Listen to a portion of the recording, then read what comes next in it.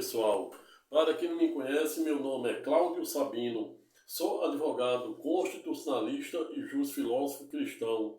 Hoje, notadamente, dia 11 de junho de 2025, finalzinho de uma manhã de uma quarta-feira, portanto, estou voltando aqui para compartilhar mais um vídeo aula com os senhores e senhoras, desde já dando as boas-vindas ao presente canal da Cidadania, canal 3D, ou 3 dimensões, a contínuo, agradecendo aos mais de 180, quase 190 mil views ou visualizações que o presente canal obteve desde sua instituição.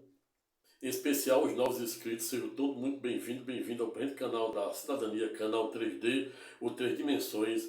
Hoje, sem mais delongas, estou voltando aqui nesse início de, por que não dizer, já decorrido aí um terço do mês de junho, mês de São João, mês de São Pedro, mês do milho. Estou voltando aqui um dia após ao encerramento das oitivas do núcleo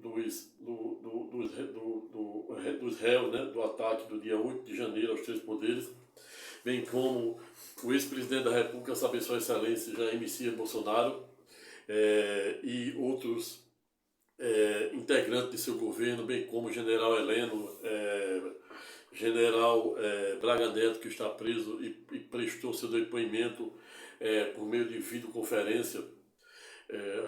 Na ocasião também, os seus advogados pedindo a revogação de sua prisão preventiva, que em tese é uma prisão não pena, ou seja, uma prisão cautelar, que deve subsistir enquanto estiver presente os pressupostos do artigo 312, iremos falar já um pouquinho. Mas eu estou voltando aqui para fazer 11 dias, quase 15 dias de jejum sem fazer um vídeo. Estava muito ocupado com a minha banca de advocacia e diversas outras atividades afins, graças a Deus, e um pouco acometido com um resfriado, uma rinite que tem muito forte, e nessa mudança de clima me atinge assim consideravelmente. Mas estou voltando aqui para fazer as primeiras impressões e, por que não dizer, reflexões acerca do depoimento do ex-presidente Jair Messias Bolsonaro, general Heleno, Anderson Torres, Cid Moura, Mauro Cid e os demais generais que são parte integrante desse bloco aí, que está sendo, que o Supremo encerrou ontem, notadamente na pessoa do relator, o ministro Alexandre de Moraes. E esta foi exatamente uma das razões pelas quais hoje resolvi deliberar sem ter a menor pretensão de votar a matéria, tampouco fazendo nenhum demérito àqueles que por um viés jurídico, filosófico e ideológico pensam em sentido contrário, e isso é a democracia. Apenas irei jogar a luz de Santo Agostinho sob a perspectiva da dogmática constitucional, onde eu sou especialista, para você poder entender os contornos e alcances do que isso significa e o que pode acontecer doravante, ou seja, a partir de então, com o encerramento das oitivas, ou seja, de Bolsonaro e os seus generais. Em especial também irei falar um pouco acerca da constitucionalidade da prisão decretada também pelo ministro Alexandre de Moraes, em face da deputada, ex-deputada em tese, porque ela teve o seu cargo decretado, Alexandre de Moraes, no bojo da sentença, decretou a perda do cargo, com muitos efeitos da pena, de transitar e julgada. Mas hoje irei falar um pouco também acerca da constitucionalidade ou não da prisão preventiva, que doravante deixaram de ser preventiva e passaram também a ser definitiva, da deputada federal Carla Zambelli, condenada a pouco mais de 10 anos de prisão, de reclusão em regime fechado, combinado com diversas outras medidas cautelares, em especial uma multa de 12 milhões por ter invadido o sistema do CNJ por meio do hacker, que também foi condenado a 8 anos, Delgatti. E foi exatamente esta a razão pela qual hoje escolhi o presente tema, abre aspas,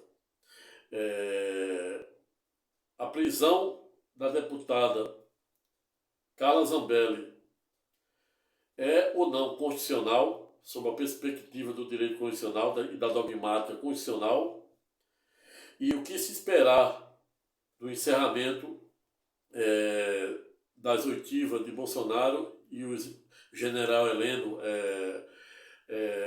Antônio Torres, o delator, a saber, Mauro Cid, o general que está preso, a saber, Braga Neto, que logo após a sua oitiva, o seu advogado pedir a revogação da prisão cautelar do mesmo.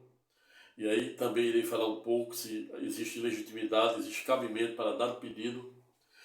Mas foi exatamente esta a razão pela qual hoje escolhi o tema, abre aspas, com todos os alcances da prisão da deputada Zambelli, combinado com o que pode acontecer a partir do depoimento de Bolsonaro e os generais, à luz do direito constitucional. Eis a questão, como dizia o grande dramaturgo, e por que não dizer, um dos maiores poetas britânicos de todos os tempos, qual seja William Shakespeare, para quem a época novidade em dizer existir entre o céu e a terra, ângulo e mais coisa do que a nossa vã filosofia imagina.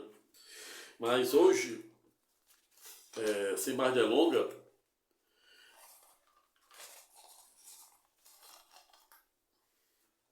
inicio falando acerca da constitucionalidade ou não da prisão da deputada federal Carla Zambelli. E começo ponderando e começo analisando os contornos e alcances da constitucionalidade, da legalidade, da legitimidade da elencada prisão, no sentido de dizer existir alguns tipos de prisões, bem como prisão-pena, que é aquela que se dá no bojo de uma condenação, um édito condenatório, ou seja, uma sentença condenatória transitada e julgada, como está agora o caso de Zambelli. A maioria das prisões em que pese sob a perspectiva processual, sob a perspectiva do direito penal, se dá, em sua grande maioria, naquela fase preliminar ou naquela fase instrumental ou processual, que é exatamente a fase do inquérito policial, encerramento do inquérito policial, lavratura do relatório com indiciamento ou não pelo respectivo e competente delegado, seja ele estadual ou federal, a depender da competência. Denúncia, o pedido de arquivamento do Ministério Público, acatamento dessa denúncia, no caso, feito pelo Ministério Público, no caso aí, como estamos a falar de competência exclusiva do Supremo Tribunal Federal, a competência exclusiva é do Procurador-Geral da República. A denúncia que é feita pelo Procurador-Geral da República deve ser aceita ou não pelo ministro-presidente do Excelsa Corte do Supremo Tribunal Federal. Se ele discordar, caberá ao Procurador-Geral da República, em tese, recorrer de dada decisão. E aí, se for acatado, dada a denúncia, o acusado se torna réu e o processo começa a andar, abre as fases do contraditório e ampla defesa, com todos os meios de prova aí inerentes, apresentação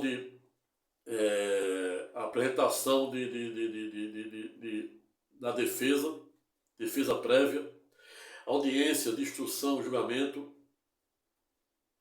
como houve, antes, semana passada, das testemunhas arrolada tanto pelo Ministério Público como pelos réus.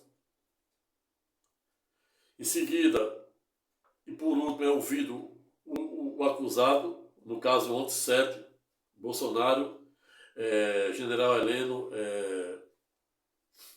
general Braga Neto, que está preso ainda, Antônio Torres, Mauro Cid, o delator, e etc. E agora, com o encerramento dessas oitivas de testemunhas dos dois lados e réu, abre-se vista e prazo para o Ministério Público para solicitar alguma diligência ou produção de alguma prova, e em especial também, em tese, deve abrir também vista para os advogados da defesa de cada réu para apresentar os memoriais e, por que não dizer, alegações, as devidas e legítimas alegações finais, ou o clássico memorial, que sintetiza, né, todo esse rito do primeiro, né, da fase do inquérito até o presente momento. E depois o processo ficará concluído para o relator, onde dará seu voto absolvendo ou não, condenando ou não, e aí submeterá ao colegiado da primeira turma do Supremo Tribunal Federal, pois o Supremo Tribunal Federal ele é composto por 11 ministros que atuam no Tribunal Pleno, ou seja, no plenário, e é dividido em duas turmas, cada turma com 5 ministros. 5 por quê? Tem que ser ímpar para não empatar. Se empatar 2-2, tem um para desempatar. E o presidente da corte, a saber, Sua Excelência Luiz Roberto Barroso, fica fora, né? Ele não atua na jurisdição dessa primeira e segunda turma, mas somente nas sessões do plenário, onde todos os 11 ministros fazem parte. Mas o fato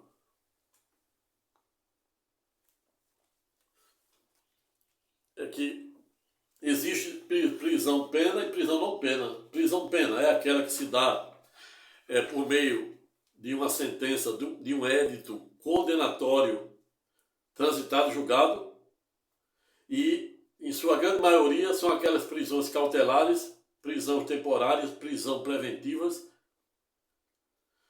que se dá no bojo do inquérito policial, no bojo da investigação, no bojo do andar do processo,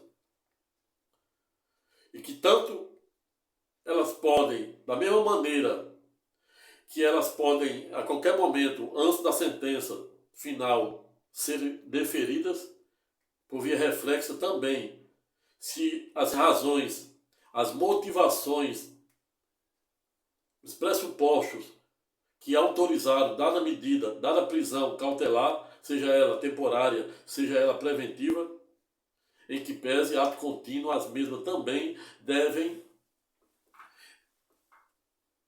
serem literalmente revogadas quando não se fazem mais presentes os pressupostos autorizadores de dadas prisões.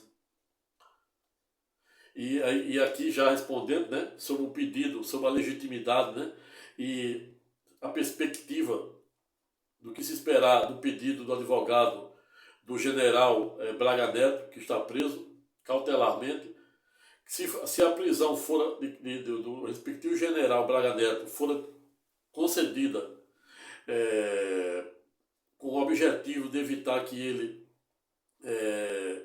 colocasse algum óbice ou obstruísse o andamento da marcha processual, em tese, com o encerramento das oitivas, tanto das testemunhas dos réus como dos próprios réus no dia de ontem, entendo não estar mais presente, dados os pressupostos, ato contínuo, devendo até em tese mesmo ser revogado de ofício pelo eminente relator, a saber, Sua Excelência, o ministro Alexandre de Moraes, salvo, que eu estou falando aqui, sob uma perspectiva genérica, eu não estou tendo acesso aos autos processuais, salvo se o ministro, a saber, Sua Excelência Alexandre de Moraes, entender que existem nos autos elementos ainda que, em tese, possam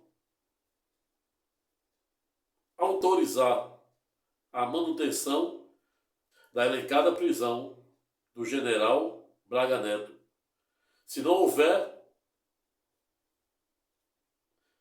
ato contínuo, Alexandre de Moraes deverá, até mesmo de ofício, revogar a prisão do respectivo general Braga Neto, sob pena, né, de caber até habeas corpus para revogá-la. E aí, no caso, poderia até ser submetido ao pleno, composto pelos 11 ministros. E aqui, disse aqui, né, o que em tese pode acontecer com esse pedido da revogação da prisão cautelar ou preventiva do general Braga Neto. Se não tiver elementos nos autos, que só mesmo o relator que tem acesso ao processo e os advogados que acompanham e defendem os respectivos réus, pode saber. Mas se não tiver, deve ser até de ofício revogado. E agora, iremos falar um pouco sobre a constitucionalidade da prisão preventiva de Zambelli. Mas antes mesmo de adentrar em dada temática, no pano de fundo da mesma, lembro que, diversamente da maioria das prisões que são preventivas cautelares, que são prisão não penas, que ela se dá no curso do processo, não existe ainda um édito condenatório, ou seja, não existe ainda uma sentença penal condenatória transitada e julgada. Quando a deputada Zambelli informara ter saído do Brasil, viajado para os Estados Unidos, e na ocasião, né, em diversas redes sociais, que o mundo aí pôde observar, ela externou a sua reserva mental, o verdadeiro objetivo de sua viagem, que era, em tese, segundo ela mesma, os vídeos estão aí, saltam aos olhos, e não demanda de nenhum esforço hercúleo para entender realmente a motivação da elencada viagem. Segundo os próprios vídeos postados aí pela própria deputada Carla Zambelli, a intenção dela era exatamente evitar a prisão e fugir da lei brasileira. E ali existe o quê? Uma obstrução da justiça. O fato dela dizer, nos respectivos vídeos, o objetivo, né, maior de sua viagem para os Estados Unidos e depois para a Itália, onde a mesma diz ter cidadania italiana. Iremos já falar um pouco sobre extradição e o que pode acontecer a respeito do pedido, né, da prisão do nome dela na lista vermelha da Interpol. Se faz extremamente necessário lembrar que a própria Carla Zambelli, em que pese, dera todos os elementos, todas as provas necessárias e legítimas para autorizar e motivar o eminente ministro Alexandre de Moraes a decretar sua prisão preventiva, que até então não havia. Pois, se Carla Zambelli tivesse viajado e tivesse chegado calado até agora, não tivesse, por exemplo, abortado a sua verdadeira intenção no bojo da respectiva viagem, nenhuma prisão teria sido decretada, tampouco o seu nome teria sido incluso na lista vermelha da Interpol, que é uma organização internacional de polícias, de cooperação entre polícias do mundo inteiro, com mais de 196 integrantes do mundo inteiro, onde o Brasil também faz parte e tem escritório. Cada país que é membro, que é integrante da Interpol, ou seja, a Interpol é uma organização que teve uma ideia inicialmente, lá em idos de 1914, ali no início da Primeira Guerra Mundial, lá em Mônaco, mas só foram, em razão do advento da Primeira Guerra Mundial, foi suspenso essa ideia criada lá em Mônaco por um congresso policial internacional, somente sendo reconhecida oficialmente em idos de 1923. 1923.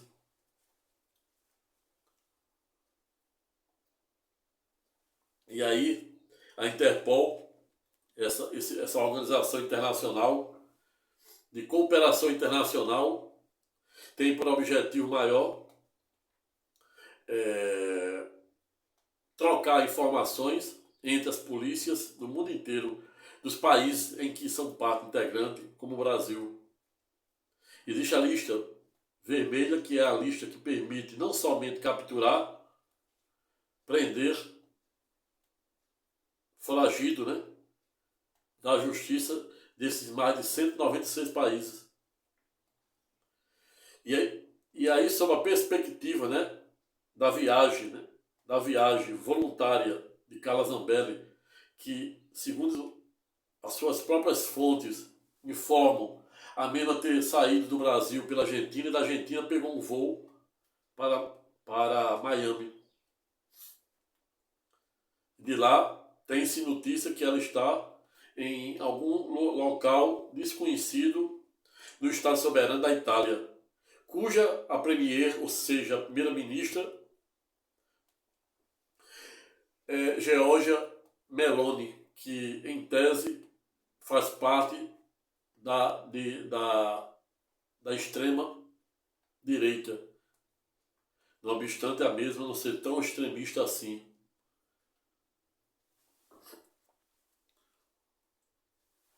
Mas o fato é que o simples fato de a deputada Carla Zambelli ter viajado para a Argentina e depois os Estados Unidos, e quiçá até mesmo agora onde fontes, ela mesmo diz estar em lugar desconhecido no Estado soberano da Itália, isso em tese não configuraria nenhum ato ilícito, nenhum crime.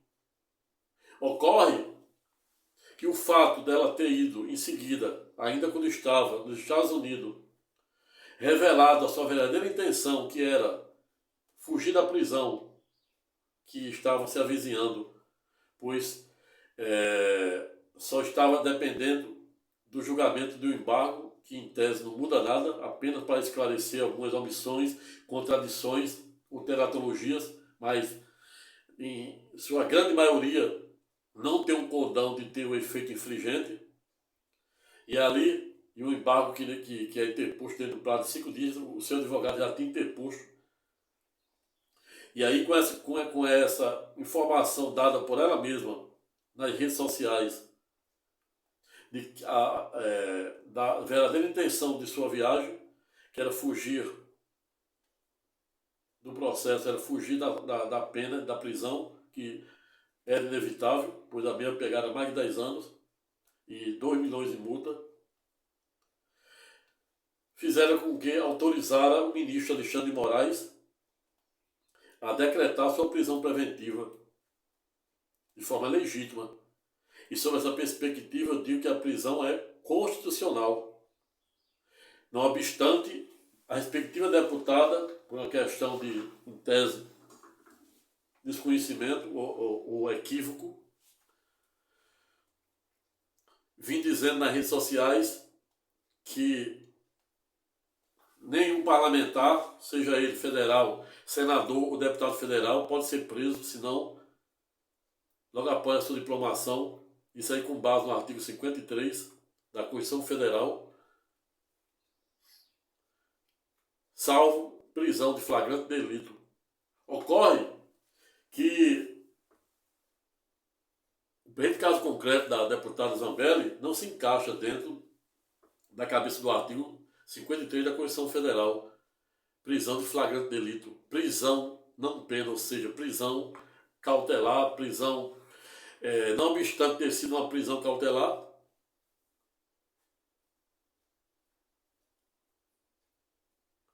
mas aquela prisão ali se dera em razão da mesma ter implementado uma espécie de fuga.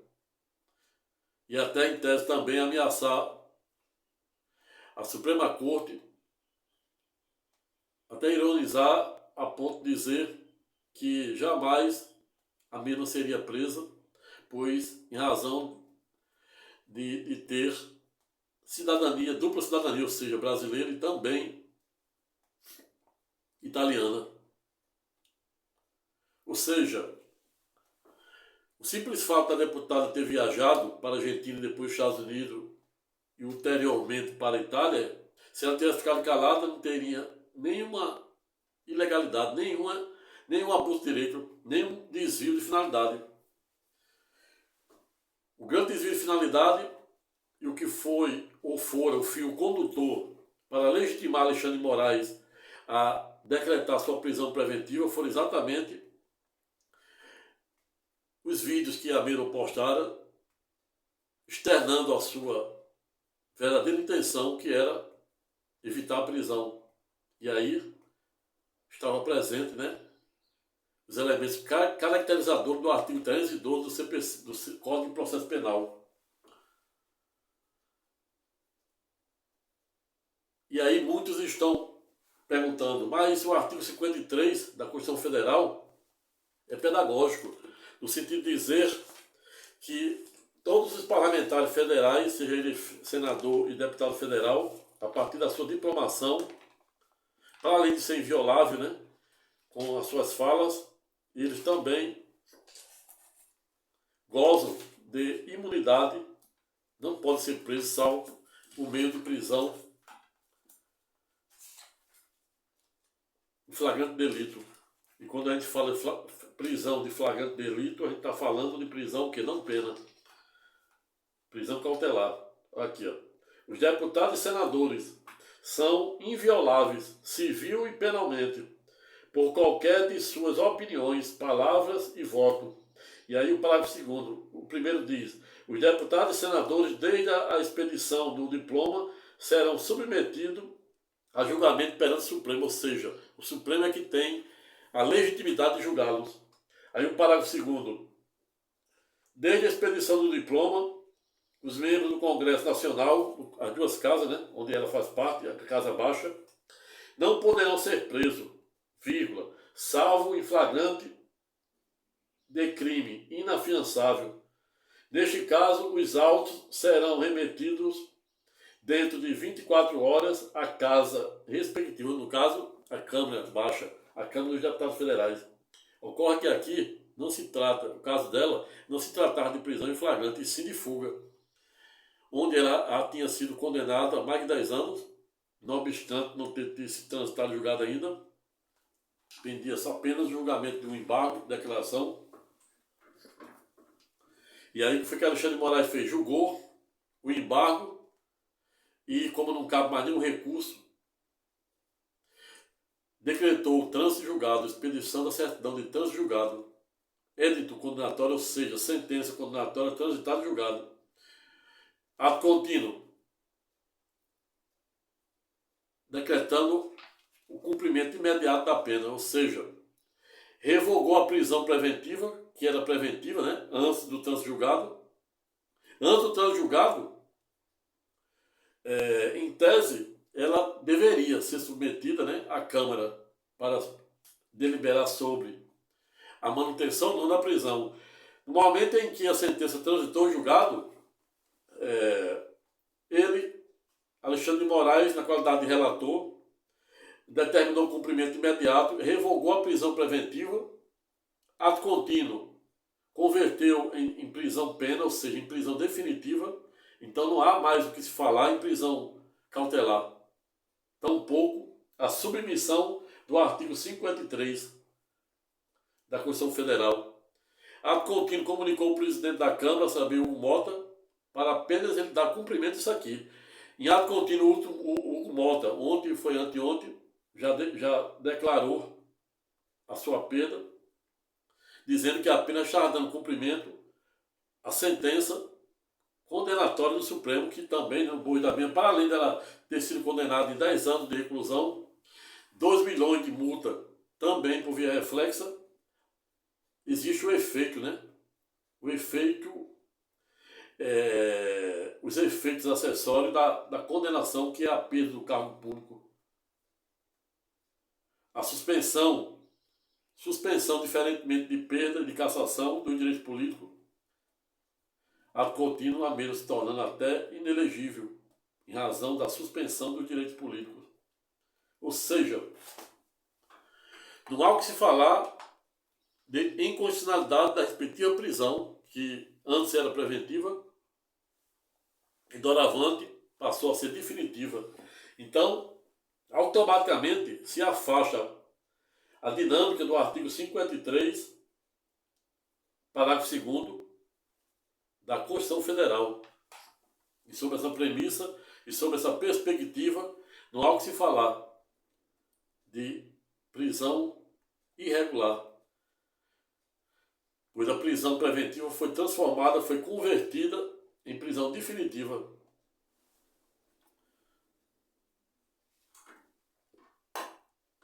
Ademais, não é um pouco demasiado no ponto contudo lembrar o artigo 15. O artigo 15 da mesma Constituição. Vejamos o que diz o artigo 5º. É vedada a cassação de direitos políticos cuja perda ou suspensão só se dará nos casos de cancelamento da naturalidade por sentença transitada julgada, que não é o caso. 2. Incapacidade civil absoluta, que é aquela em que é os menores de 16 anos e pessoas com doenças mentais, que não é o caso também. 3.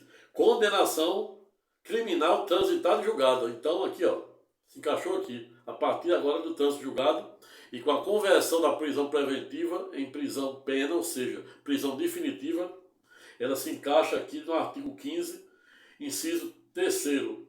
Condenação criminal transitada e julgada enquanto durarem seus efeitos, ou seja, isso é uma suspensão, não é uma perda nem uma cassação. Cassação é do mandato, perda é do mandato, pois é incompatível uma pessoa condenada continuar no exercício de um cargo que ela não tem condições de estar, salvo se ela tivesse uma prisão de não reclusão, ou seja, uma prisão que não fosse de reclusão, regime fechado. Aí ela poderia trabalhar, mas no caso é incompatível. Veio, portanto, que aqui ela, o mandato eletivo dela, por exemplo, aqui no artigo 5º, é vedada a cassação. Ela teve o quê? O direito político, né? Ela passou a ser inelegível sob a perspectiva política, sob a perspectiva de não poder votar nem ser votado, tampouco ocupar cargo público. E a pena do cargo público é a consequência da pena, como iremos ver doravante, no artigo 55, salvo o melhor juízo. Vamos ver o que diz o artigo 55.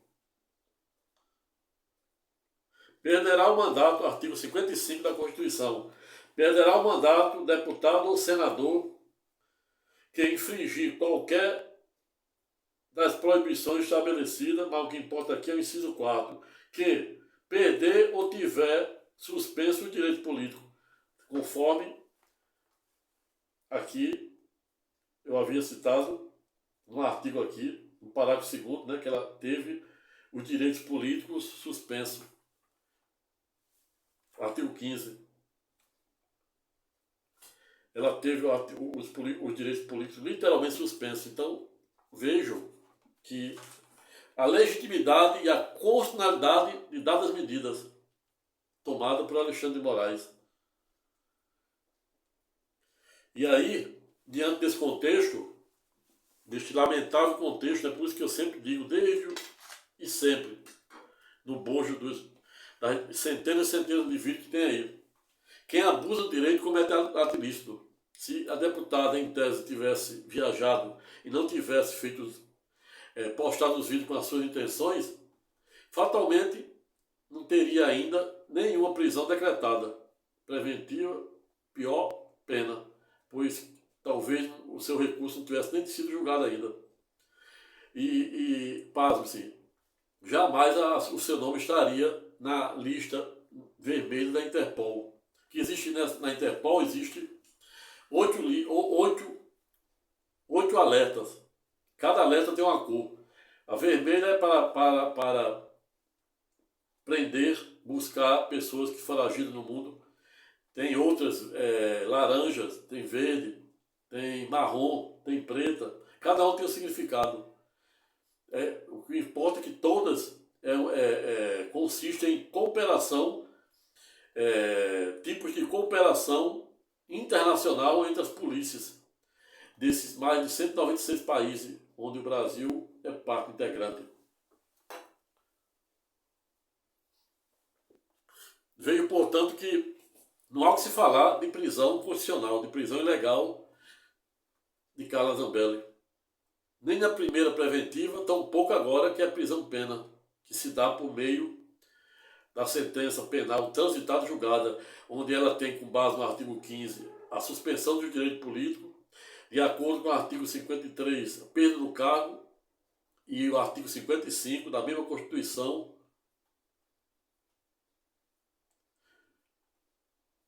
a inelegibilidade. E o que falar da extradição, da possibilidade dela ser extraditada ou não, se ela realmente for pega pela autoridade italiana? Explique, como sempre, a resposta de fácil alcance.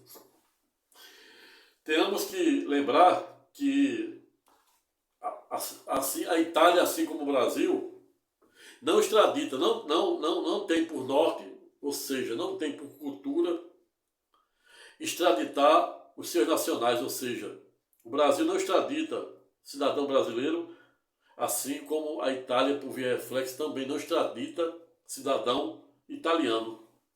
Não obstante, no ponto, contudo, tem que lembrar da existência de um tratado internacional multilateral entre a República Federativa do Brasil com a República Federativa, quando o Estado soberano do Brasil e o Estado soberano da Itália, de 1889.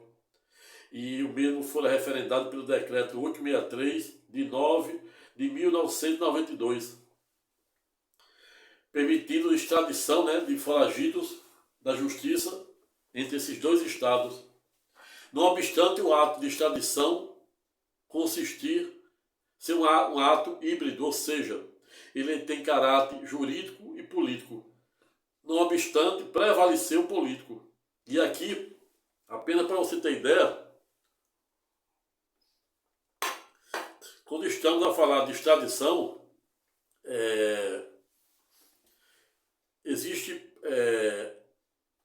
no bojo desse acordo, com base no decreto 863 de 1992,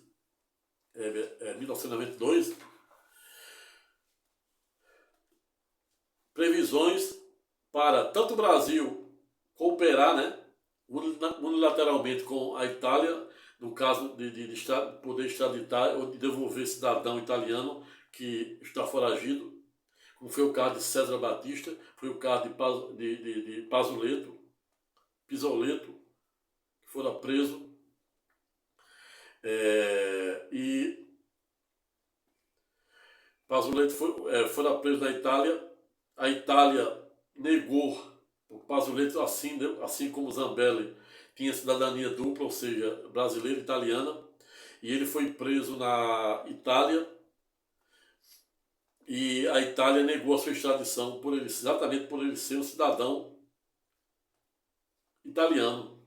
Não obstante, o respectivo acordo, tratado internacional entre a Itália e o Brasil, prevê a extradição, mas tem uma ressalva em um dispositivo que diz que quando se tratar de nacionais, isso aí é uma faculdade de cada estado, tanto do Brasil como da Itália, ou seja, é um ato político.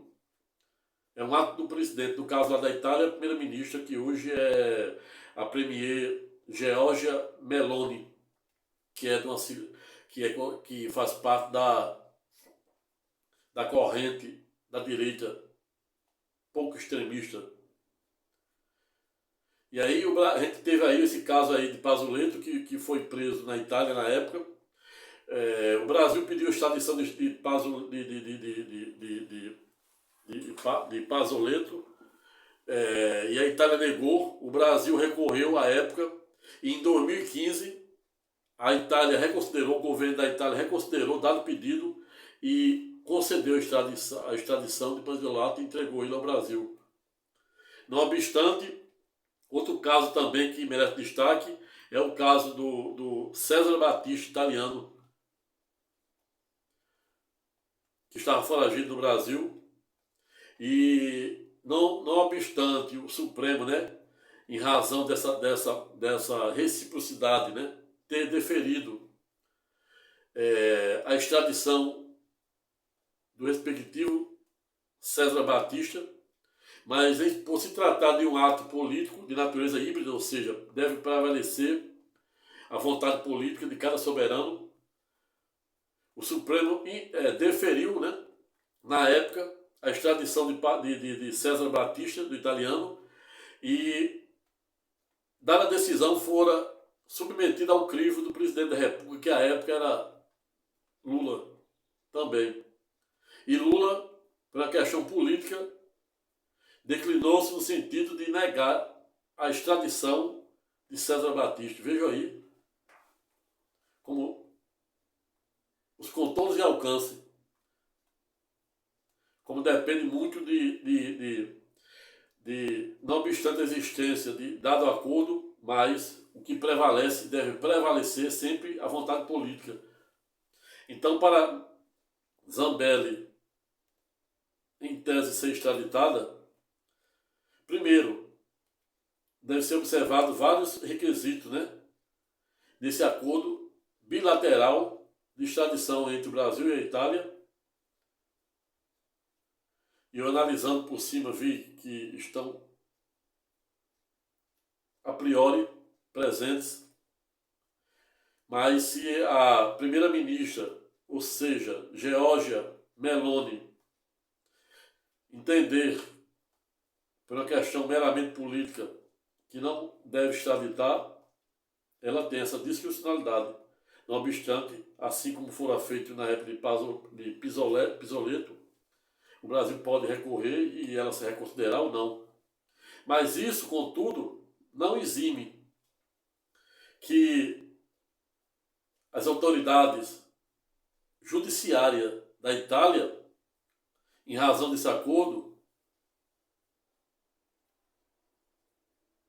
permita que Zambelli seja presa, ato contínuo, cumpra a pena do respectivo Estado soberano. Veja, portanto, o quão complexo é. Dado o Instituto do Direito Constitucional.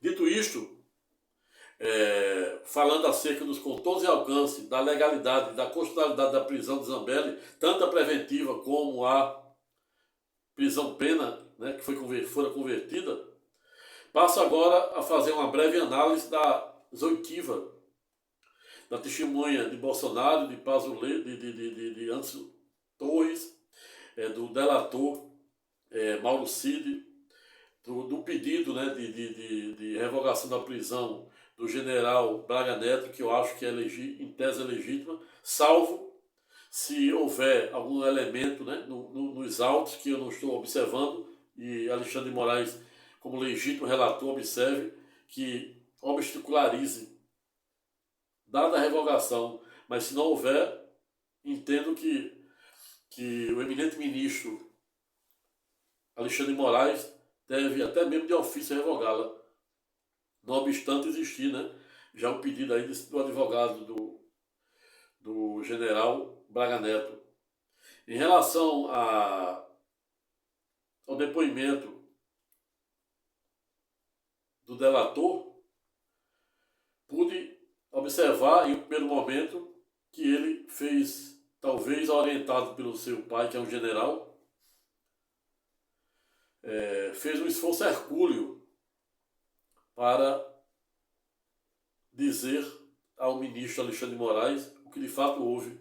Até porque ele, na qualidade, né, Mauro Cid, na qualidade e não somente ele, como também Anderson Torres, os dois são delatores, ambos na qualidade de delatores, eles têm que dizer o máximo da verdade, e as informações que eles prestam, elas têm que ter um condão de contribuir de forma considerável para o linche, ou seja, para o desencadear da organização, da suposta organização criminosa. Se as informações que ambos prestaram forem relevantes a ponto de levar o Supremo ao conhecimento, à cognição necessária, em tese, os mesmos poderão ser até mesmo beneficiados com o Instituto do Perdão Judicial. Tudo isso vai ser pesado, isso aí também é objeto do trato, toda a tratativa da delação premiada. Em relação ao general Heleno, o mundo pôde observar no dia de ontem que o mesmo invocou o direito constitucional de quedar-se silente, respondendo às perguntas apenas de seu advogado.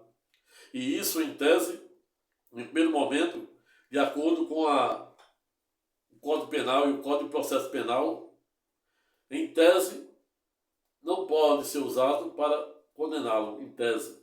Mas nada impede que também sirva de motivação para a convicção do ministro Alexandre de Moraes em sua ponderação na hora de fazer a devida ponderação adequada para entender estar presente ou não os pressupostos do édito condenatório.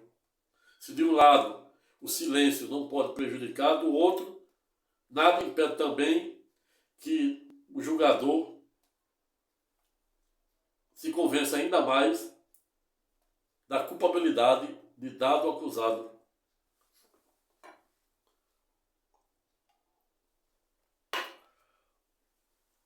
Outro sim,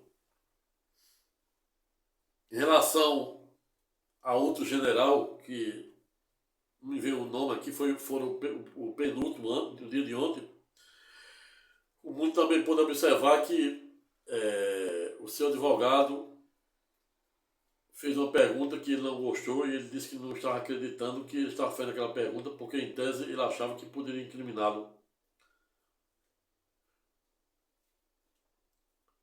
Já em relação à oitiva do ex-presidente da República, saber Sua Excelência Jair Messias Bolsonaro, para quem muitos o chamam de mito, entendi que em nenhum momento o mesmo trouxeram um fato novo, diverso do que tem na denúncia. Salvo, no final, a hipótese de brincar com Alexandre de Moraes, no sentido de convidá-lo para ser o seu vice na chapa do próximo ano, como se ele tivesse, com seus direitos políticos, elegíveis. E o mundo sabe aí que ele foi condenado pelo Tribunal Superior Eleitoral por 2 vezes e ele está inelegível por 2 vezes. Mas o fato é que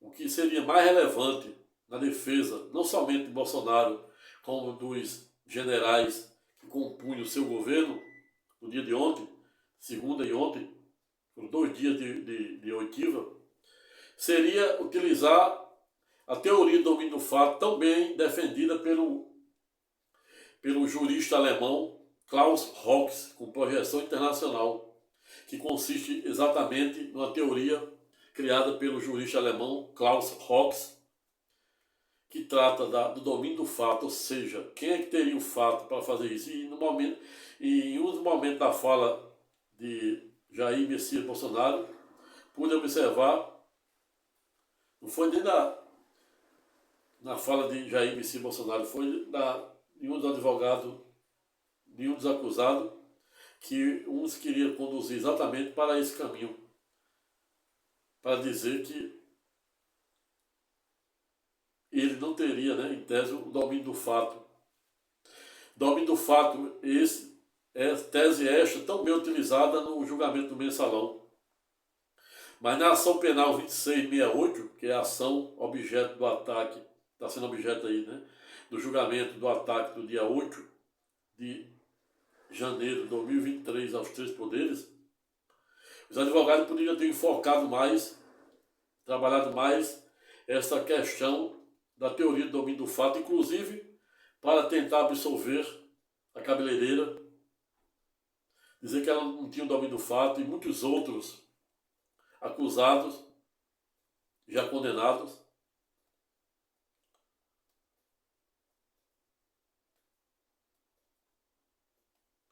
O que houve ontem fora um verdadeiro palco de oitivas com índoles indubitavelmente políticas, ou seja, verdadeiros discursos políticos, fugindo totalmente do que importava naquele momento, que era rechaçar, pegar a denúncia, pegar o libério acusatório do eminente Procurador-Geral da República e refutá-lo, contextualizando, né, em que determinado acusado não teria, em tese, o domínio do fato para produzir determinado efeito. E é exatamente esta a razão pela qual, em uma primeira e última síntese estreita, digo que não vejo muita perspectiva, e por que não dizer, um mínimo de chance de nenhum daqueles depoimentos, salvo o dos delatores, surtir algum efeito no julgamento, que será aí nos próximos 2 meses no máximo. Não dou 2 meses, já deve ter uma sentença aí. Sentença esta que só caberá depois, no prazo de 5 dias, um embargo declaratório, se for por unanimidade, né? Se for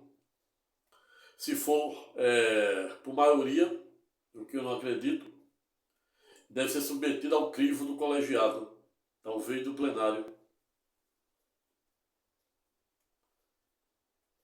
Mas o fato é que tanto a prisão de Zambelli, não há que se falar de inconstitucionalidade, assim como as oitivas que pude observar de segunda e ontem, em tese, não vejo que tenham muita relevância para tentar desconstituir o fundamento do libério acusatório do Procurador-Geral da República.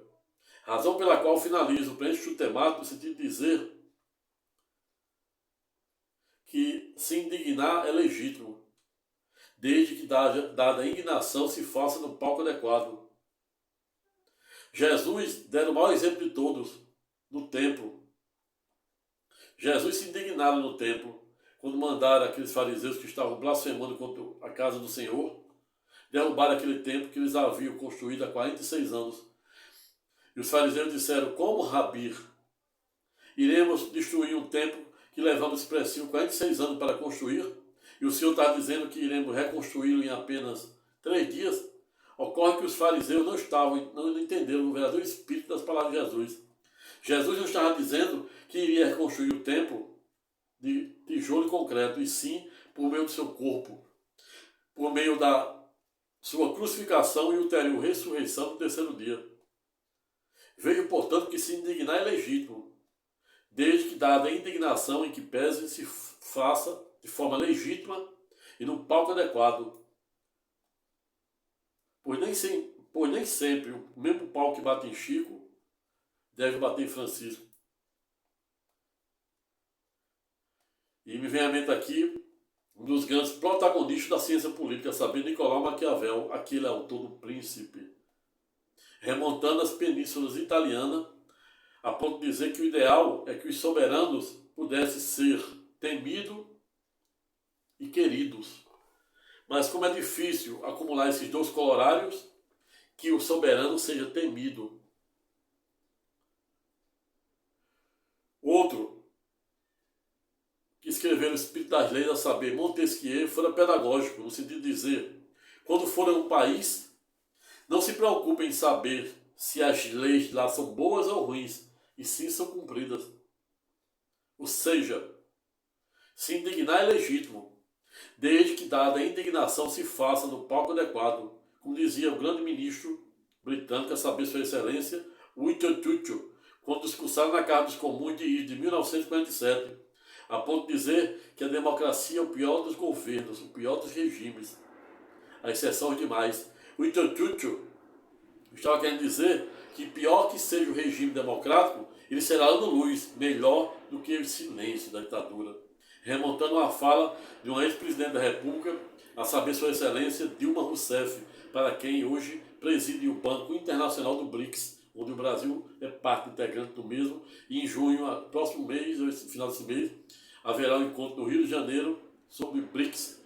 BRICS que está sob a administração, sob o comando, sob a presidência do Brasil, desde janeiro até o final de dezembro do corrente ano. Mas Nicolau Maquiavel também foi pedagógico, no sentido de dizer que para o amigo do rei, as benesses da lei. Para os inimigos do rei, simplesmente a severidade da lei. E é exatamente por esta razão que concluo para este temático, no sentido de dizer que a mesma arma, o mesmo conhecimento e o mesmo poder que liberta, cura e salva, ao revés, se não bem utilizado de forma adequada, à luz da lei de Deus e da lei dos homens, naquilo que revela a vontade e o propósito de Deus, ao revés, a mesma poderá ter o condão de aprisionar, destruir e até mesmo matar. Pense nisso. Pessoal, ficando por aqui, não tive a menor pretensão de cortar a matéria, tampouco faz nenhum demérito àqueles que pensam em sentido contrário, por isso a democracia. Apenas jogar a luz de Santo Agostinho, um tema sensível, porém importante, notadamente quando o mundo observa de camarote essa polaridade na política, esse extremismo, extrema direita, extrema esquerda, herança maldita, herdada da Guerra Fria, guerra ideológica, herança maldita, herdada do ano que entrara pelas análises da história como o ano que nunca passara, a saber, o ano de 1968, onde o senador Kennedy foi assassinado, mataram o ativista, o pastor Martin Luther King, período da Guerra Fria, período da Guerra do Vietnã, período das ditaduras da América do Sul.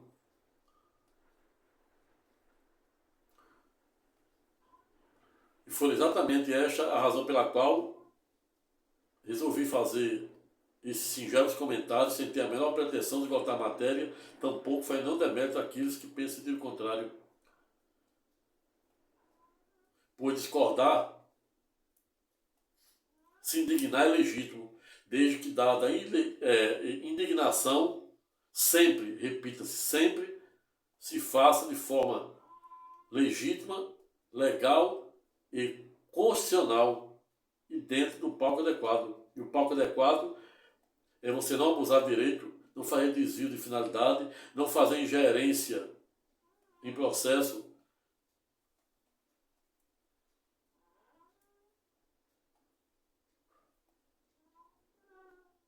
pois não há salvação fora da lei. Se gostar do presente vídeo, se inscreva no presente canal, dê o seu like, aperte o sininho para ser avisado para os próximos vídeos que irei fazer, que não serão poucos. Obrigado aos novos inscritos. E se der vontade, deixe seu comentário de forma educada, respeitosa, elegante. Até a próxima. Excelente mês junino. Fique com Deus.